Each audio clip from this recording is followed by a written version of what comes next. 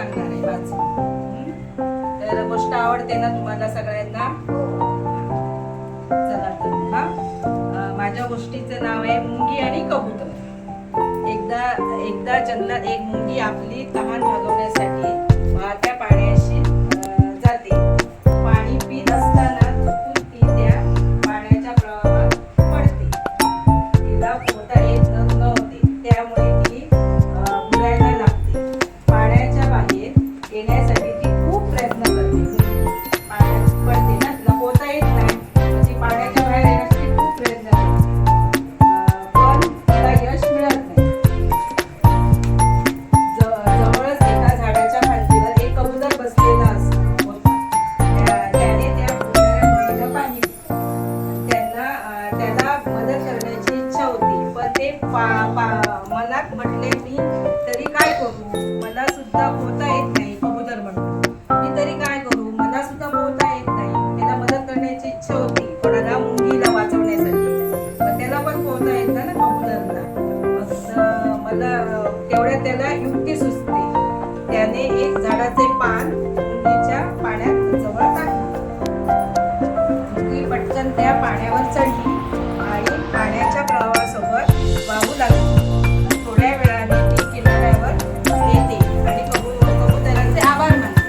त्याने पान टाकतो ना कबूतर, ती मुंगी त्या पाण्यावर चढते आणि त्या पाण्याच्या प्रवाहाने किनाऱ्याजवळ येते.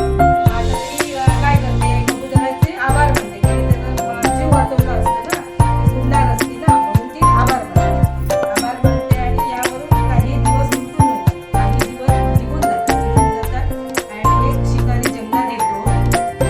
एका सकाळी कबूतर त्या झाडावर बसलेलं असतं. तेवढ्यात तो शिकारी त्या कबुतराला नेम धरतो. तेच कबूतर एका झाडावरच्या फांदीवर बसलेलं असतं आणि शिकारी येतो आणि तो कबुतराला नेम धरतो असं.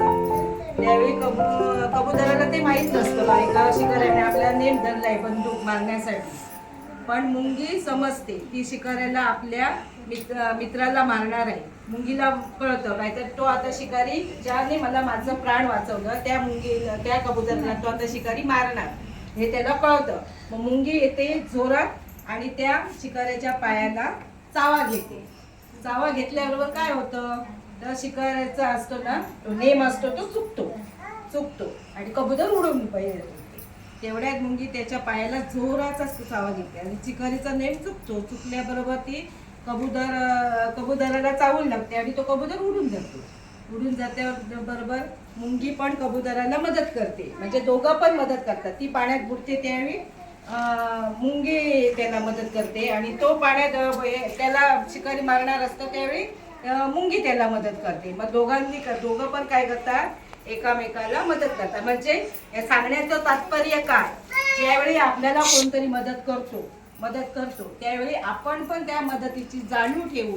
ज्यावेळी वेळ प्रसंग येईल त्यावेळी त्याला पण आपण मदत करावी. हा एक ह्या गोष्टीतनं आपल्याला शिकायला भेटतं.